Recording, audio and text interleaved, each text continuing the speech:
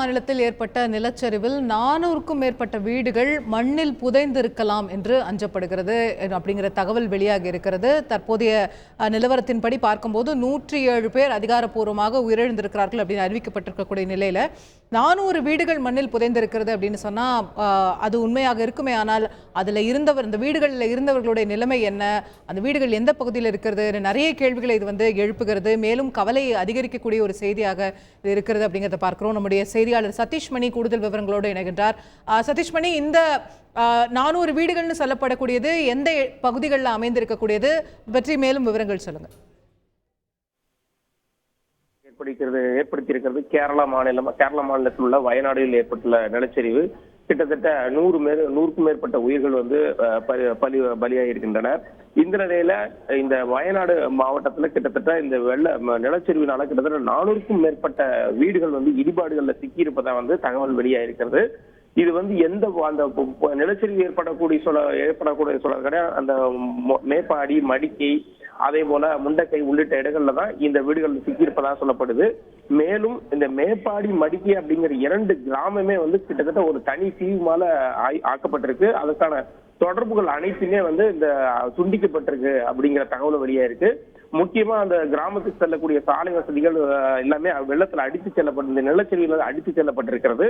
எனவே அங்கு அடுத்த ஹெலிகாப்டர் மூலமும் செல்ல முடியாத ஒரு சூழ்நிலை இருப்பதால போட்டு மூலமாக செல்வதற்காக மீட்பு குழுவினர் பல்வேறு கட்ட முயற்சிகளை எடுத்துட்டு வராங்க.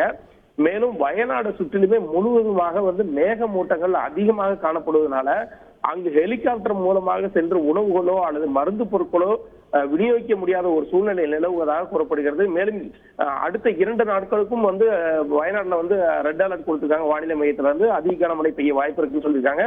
எனவே அப்படி பார்க்கும் பட்சத்துல இன்னும் 2 நாட்களுக்கும் ஹெலிகாப்டர் மூலமாக அங்கு செல்லக்கூடிய சூழ்நிலை ஒரு செல்ல முடியாத ஒரு சூழ்நிலை காணப்படுவதாக கூறப்படுகிறது. இதே போல இந்த கொச்சி கடலோர காவல்படை தளத்துல இருந்துதான் இந்த ஹெலிகாப்டர் ரெடியா இருக்கு.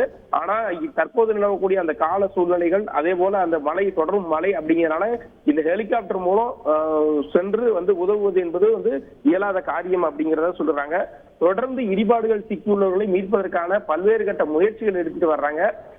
இந்த முழுவதுமாக துண்டிக்கப்பட்டுள்ள இந்த 2 கிராமங்கள், அதாவது வயநாடு மேப்பாடி, மடிக்கை, இந்த 2 கிராமங்களையும் அடிபட்டவர்கள், அதே போல உணவின்றி தவிப்பவர்கள் ஆகியோருக்கும் அவர்களை மீட்பது, அவர்களுக்கு உதவுவது என்பதற்காக நீர் செல்லக்கூடிய அந்த ஜெமினி அப்படிங்கிற ஒரு போட்டு சொல்றாங்க. அந்த போட்டு வழியா செல்வதற்காக அந்த மீட்பு குழுவினர் பல்வேறு முயற்சிகள் எடுத்துட்டு வராங்க. என்றாலும் அங்கு இருக்கக்கூடிய தண்ணீரின் வேகம் அதிகமாக இருப்பதால் வேகம் குறைவான பகுதிகள் வழியாக சென்று மீட்பதற்கான அந்த நடவடிக்கைகளை எடுத்துட்டு வருவதாகவும் கடலோர காவல்படை தரப்பு, அதே போல ராணுவத்தின் தரப்பிலும் தெரிவிக்கப்படுகிறது. கூடுதல் விவரங்களுக்கு நன்றி சதீஷ்மணி. செய்திகளை உடனுக்குடன் தெரிந்து கொள்ள உடனே சப்ஸ்கிரைப் பண்ணுங்க.